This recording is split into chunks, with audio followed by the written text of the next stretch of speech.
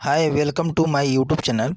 आज मैं जीवाणु से होने वाले रोग और उससे प्रभावित अंग और लक्षण क्या होंगे और कौन से ऐसे जीवाणु हैं जो जीवाणु जनित रोग उत्पन्न करते हैं। तो चलिए देखते हैं जीवाणु जनित रोग। टॉपिक है जीवाणु जनित रोग प्रभावित अंग। ठीक है, और लक्षण और कॉजेटिव ऑर्गेनिज्म, जो रोग उत्पन्न करने वाले जो कॉजेटिव ऑर्गेनिज्म हैं, ठीक है, उससे रिगार्डिंग सभी टॉपिक पे मैं डिस्कस करूँगा। तो मेनिंजाइटिस से कौन सा अंग प्रभावित होता है? तो मेनिंजाइटिस से जो अंग प्रभावित होता है वो होता है मस्तिष्क। ठीक है, इससे मस्तिष्क होता है प्रभावित। अब रही बात कि मेनिंजाइटिस रोग को उत्पन्न करने वाले कॉजेटिव ऑर्गेनिजम्स का नाम क्या है? तो उस कॉजेटिव ऑर्गेनिज्म का जो नाम है उसका नाम है नीसेरिया मेनिंजाइटिस। क्या है? इससे जो है ना कौन कौन सी प्रॉब्लम आती है? तो इसमें बहुत से बुखार, तेज बुखार होता है, बेहोशी आता है, ठीक है, और इसमें स्वेलिंग यानी कि सूजन होता है। तो ये सारी चीज़ें मेनिंजाइटिस में देखने को मिलता है।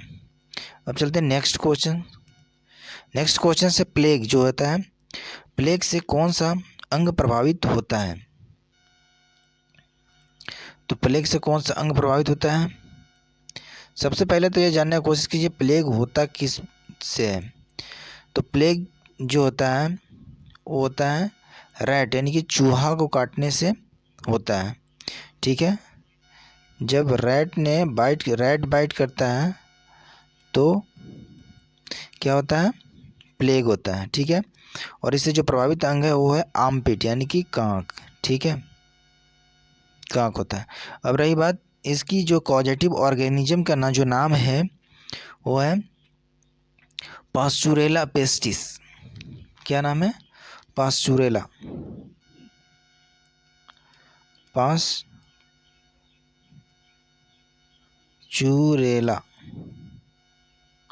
Pasteurella pestis. पास्चुरेला पेस्टिस के ये जो होता है उत्पन्न होता है।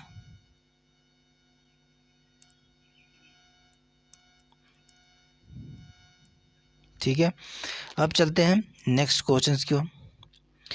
तो इसमें भी तीव्र तीव्र बुखार होती है और कांखे में जो होते हैं गिल्टी का निकलना, इसका सबसे बड़ा लक्षण है। जब कोई चूहा काट लेता है उसको प्लेग हो जाता है तो उसको कांख में क्या होता है? गिल्टी निकलता है और उसमें भी बेहोशी होते हैं। ठीक है, बेहोश होते हैं और तेज बुखार होती है।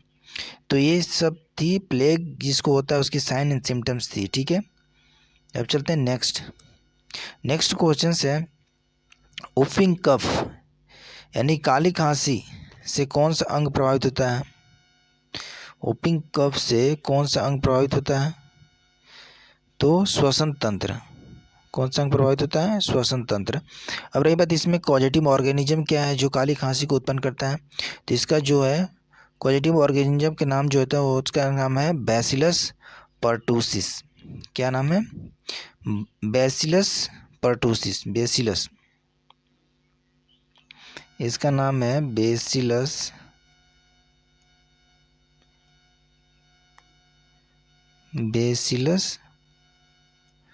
पर्टुसिस।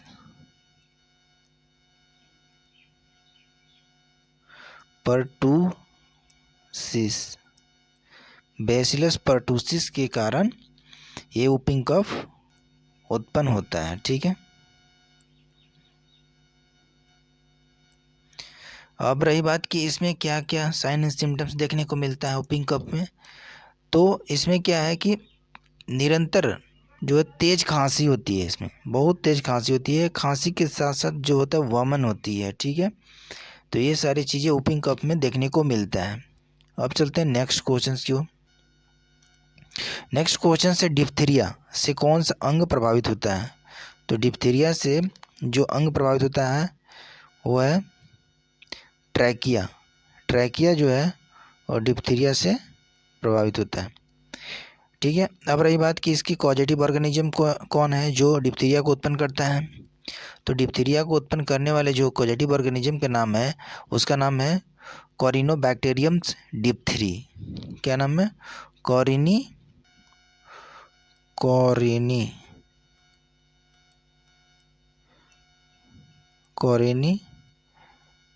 बैक्टीरियम,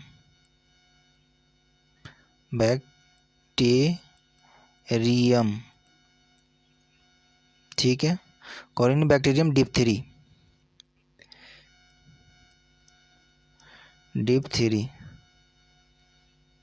ठीक है। तो इस कारण से ये उत्पन्न होता है, कॉरिनोबैक्टीरियम डिप्थरी के कारण ये उत्पन्न होता है। अब रही बात की डिप्थीरिया में कौन कौन सी साइन सिम्टम्स देखने को मिलता है।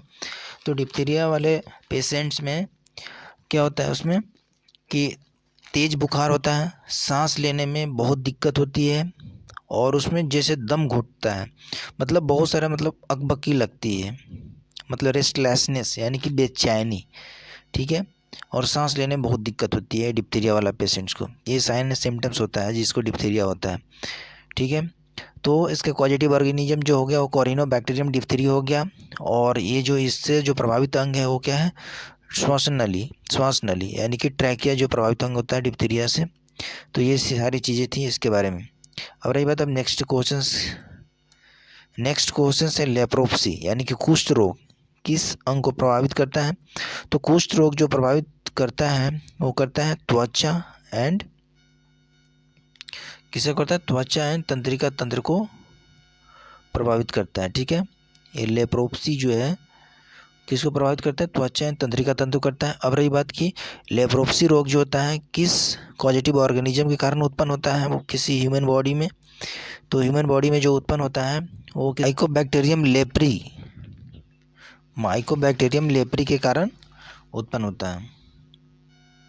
अब रही बात कि लेप्रोप्सी रोग जो उत्पन्न होता है उसमें क्या क्या साइन एंड सिम्टम्स देखने को मिलता है किसी पेशेंट्स में। तो माइकोबैक्टीरियम लेप्री जो होता है वो लेप्रोप्सी नामक रोग उत्पन्न करता है जिसके कारण ये पेशेंटों में जो है गांठ बन जाता है, नोडल्स जिसको बोलते हैं, नोडल्स बन जाता है। हाथ तथा पैर की अंगुलियों के जो टिश्यू होते हैं उसको धीरे धीरे नष्ट होने लगता है, ठीक है, मतलब नोडल्स बनता, गांठ बन जाता है और हाथ पैर की अंगुलियां के जो ऊतक होते हैं, टिश्यू जो होते हैं वो धीरे धीरे नष्ट होने लगता है। ये सब सारी चीज़ें देखने को मिलता है किसमें? लेप्रोप्सी वाले पेशेंट्स में देखने को मिलता है, ठीक है। अब चलते हैं नेक्स्ट अगला क्वेश्चन है कोलेरा यानी कि हैजा जो है किस अंग को प्रभावित करता है। तो हैजा जो है वो आहार नाल यानी कि आंत को प्रभावित करता है, ठीक है। अब रही बात कि तो इस रोग को उत्पन्न करने वाले जो कॉजेटिव ऑर्गेनिज्म का जो नाम है वो है क्या है? Vibrio cholerae. क्या है? Vibrio cholerae. इसका नाम क्या है?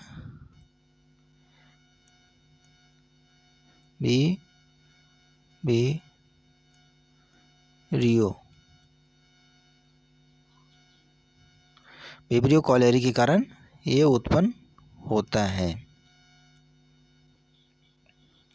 ठीक है। और इससे जो प्रभावित अंग तो बता ही दिया, आहार नाल और आंत होती है।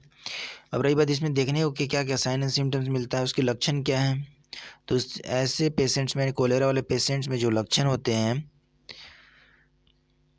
वो होते हैं निर्जलीकरण यानी कि उसमें जल की मात्रा कम हो जाती है और वोमिटिंग होती है, ठीक है, और लूज मोशन होता है, दस्त होती हैं, ये सारी चीज़ें देखने को मिलती हैं, ठीक है। अब चलते हैं नेक्स्ट क्वेश्चंस की ओर। क्वेश्चन है टेटनस जो किस अंग को प्रभावित करता है। तो टेटनस जो प्रभावित करता है ह्यूमन बॉडी में जो अंग है उसका नाम है तंत्रिका तंत्र और मांसपेशियों को प्रभावित करता है, ठीक है। अब रही बात कि टेटनस वाले पेशेंट्स में क्या क्या देखने को मिलता है।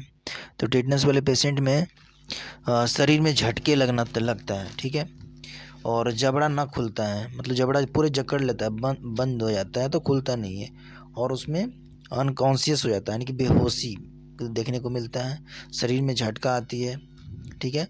तो ये सारी चीज़ें देखने को मिलती है। अब रही बात कि टेटनस जो है किस कॉजेटिव ऑर्गेनिज्म से उत्पन्न होता है, तो जो कॉजेटिव ऑर्गेनिज्म जो उत्पन्न करने वाले जो है टेटनस, उसका नाम है क्लोस्ट्रीडियम टेटानी। क्या नाम है?